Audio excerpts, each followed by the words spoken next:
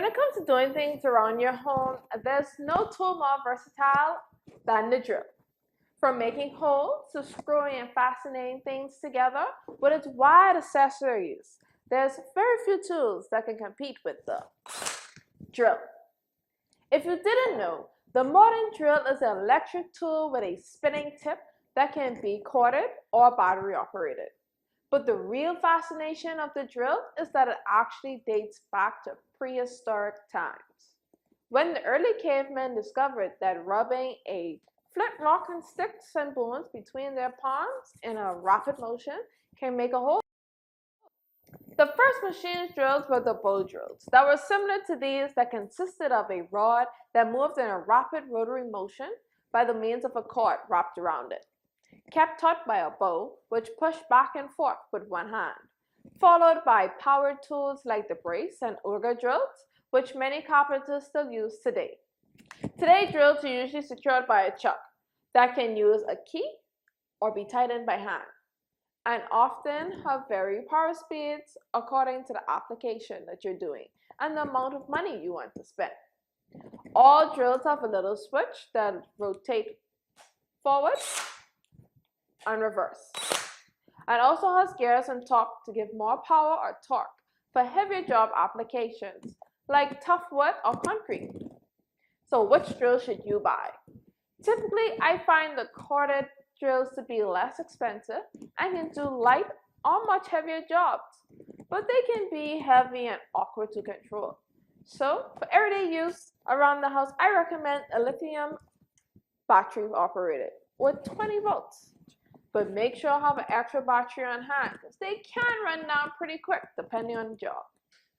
For heavier work like drilling into masonry or concrete, I suggest you find a drill with a hammer feature on it.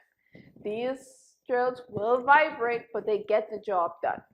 Of course, there are other types of drills like the drill press, which holds the work in place, allows for more control, rotary hammer drills, and those powered by air compressors like the pneumatic drills, but those are for more professionals.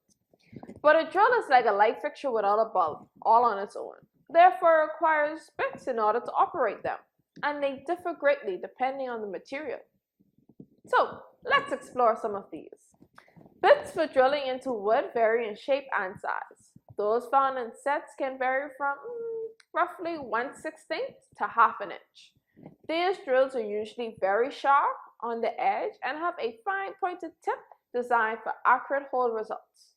For much larger holes, there is the spade bit, which can typically go up to, let's say about 2½ inches, or the hole saw bits, which can be even larger and typically used for things like making holes for doorknobs or recess lighting. Another nice bit to have if you are a do-it-yourselfer is a Forstner Bit. These bits are usually great as they allow you to have more control of the hole that you're drilling and are perfect when making cabinet doors. Drills used for metal are not as sharp and are more rounded at the tip, while drills used for concrete and masonry work have a arrowed pointed type head. There are specialized bits that plumbers and electrical persons use, known as auger bits, and drills for drilling glass and tile. Just make sure you drill a pilot hole first. The final type of bits that I recommend you to have are known as fasteners, or screwdriver bits, because believe me, you'll probably find yourself using these more than any other bit. These bits come as flathead, star shape, square, and even the popular Phillip heads, which come numbered 0 to 3, depending on the size of screw head. Unless you're screwing large concrete screws, I found sizes 1 and 2 to be the most versatile for most household jobs.